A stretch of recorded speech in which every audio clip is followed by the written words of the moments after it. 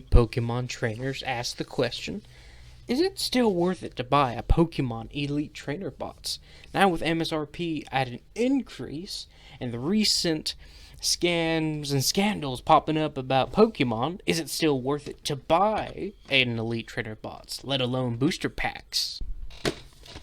Now that MSRP is now raising higher and higher these days, from the original $30 to $35 to now the $45 to $50 that you can find whether at your LGS or BidBot stores like Target and Walmart, is it still worth it to buy these Elite Trainer boxes along with booster packs and other product? Or is it still the best thing to do to buy singles? Or if you want to buy bulk, why not buy booster bots? Well, let's sit down and talk about this.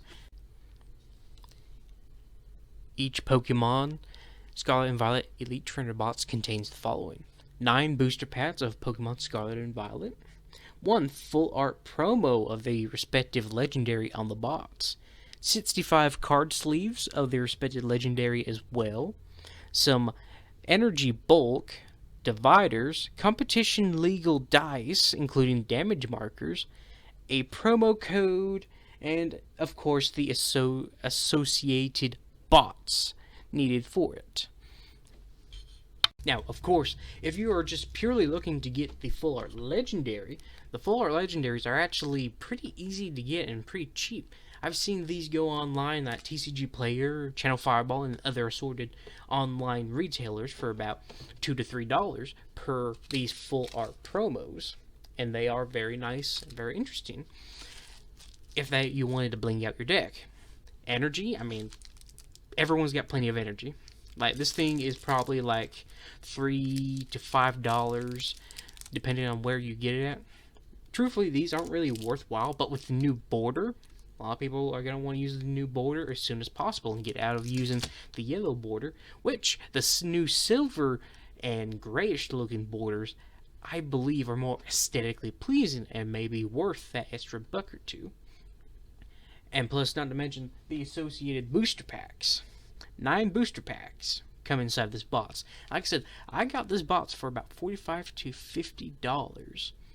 And now you also have to account for the player's guide and the other assorted items like the damage markers, the dice, the condition markers, the dividers. I kind of sum up all of the extra bulk apart from the cards to about $5 to $10, including the bots. That is also including card sleeves right there. And since we are looking at 9 booster packs and a booster bots, a mini booster bots, that contains 6 of the booster packs, go from anywhere between $26 to $30, sometimes a little over. So what we're looking at right here is not only about, we'll round around $26 plus another $13 right there. So there, right, is about $40 right there in booster packs if you go by the change in MSRP. So when you really account for all of this, we are really hitting close to the $45 to $50 range that we talked about earlier. So we are netting even with this product. But should we net even? Let's discuss about that. Now, we have to also consider some of the recent accusations upon members of Pokemon staff and whatnot. We have to think about these things, the booster packs, because that's what all TCG players are going to do when they open these up, is they're going to want the booster packs. They're going to want the promo card, sure, that's guaranteed. They're going to want the sleeves, that's guaranteed, but the booster packs is where it's at. That's what we need to really think about. Because as of recent history, we have been hearing word of terrible pull rates and also stories and suspicions and accusations of members of staff sneaking out the rares of booster packs, making it more difficult. But I've heard from my inner circles that inside Pokemon Scarlet and Violet that they have upped the chance of getting high value cards, high value rarities. And better, and most of all, it makes these things seem more appealing. Notice how I say seemingly more appealing. Sure, we can sit here and I could crack these 9 packs, which I would love to do, but for the sake of this video, I will not, because I will want to value these booster packs as just that. Sealed mystery booster packs that we don't know that are what's in here. If we still keep with the MSRP and with everything, we still net even, and when we open up booster packs, of course, we are gambling with this. We all know this. We, as TCG players, are used to the gamble of doing it. And I've actually opened up a few of the recent Scarlet and Violet packs outside of these videos and whatnot. And pull rates, decent.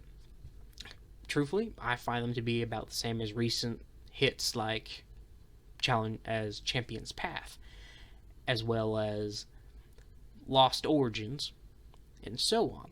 But there happens to be a increase of rarities and big hitters made in here, which also drops down singles prices. Some of the most expensive cards I've seen in here is like a full art Gardevoir, which I have seen from anywhere between $25 to $30 on TCG Player, which is good. If the highest and most sought after rare card is about $30 and everything else is below it, that increases affordability and also increases the ability for players to get the rares and needed reprints and cards of value that they need inside of this new standard.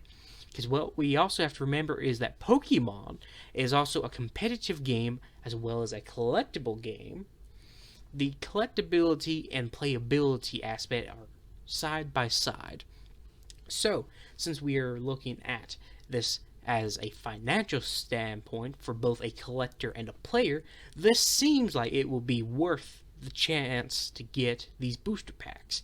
Like I said before, the price of 9 of these booster packs is about 1.5 of the 6 booster pack bots that they sell online and at your local LGS for anywhere between $26 to $30.